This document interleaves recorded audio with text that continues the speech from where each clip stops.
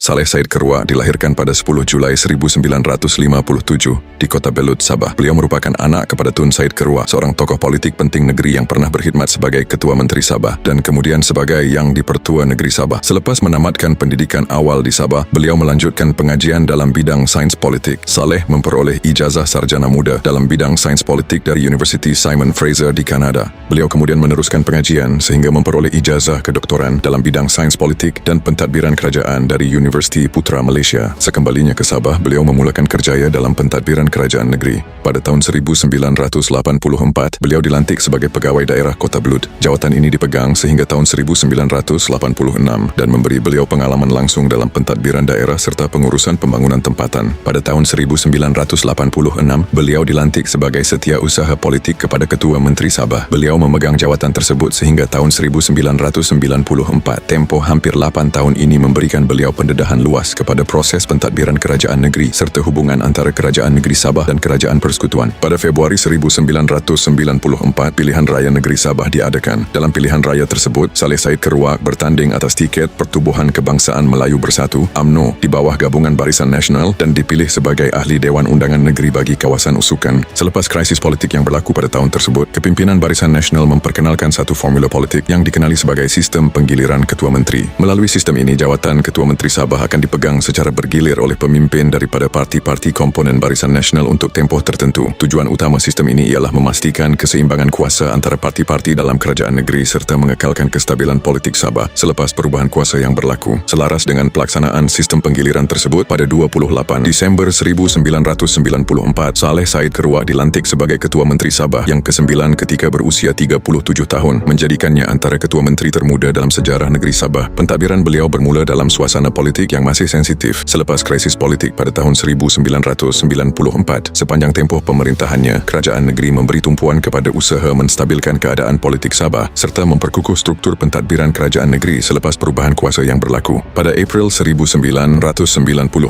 Malaysia mengadakan pilihan raya umum. Dalam pilihan raya tersebut, Saleh Said Kerwa bertanding bagi kerusi Parlimen Kota Belud dan berjaya memenanginya. Kemenangan ini menjadikan beliau memegang 3 kedudukan serentak, iaitu sebagai Ketua Menteri Sabah, Ahli Parlimen Kota Belud serta Ahli Dewan Undangan Negeri bagi kawasan Usukan. Sepanjang tempoh dari tahun 1995 hingga pertengahan tahun 1996, pentadbiran negeri memberi tumpuan kepada usaha mengekalkan kestabilan politik Sabah serta mengukuhkan hubungan antara kerajaan negeri dan kerajaan persekutuan. Dalam masa yang sama, kerajaan negeri turut berdepan persaingan pengaruh dalam kalangan parti-parti komponen Barisan Nasional berhubung pembahagian jawatan Kabinet Negeri serta giliran kepimpinan seterusnya dalam sistem penggiliran Ketua Menteri. Selaras dengan formula penggiliran kepimpinan yang dipersetujui dalam kalangan parti-parti komponen Barisan Nasional Sabah, Saleh Said Kerwa menamatkan tempoh perkhidmatannya sebagai Ketua Menteri Sabah pada 28 Mei 1996.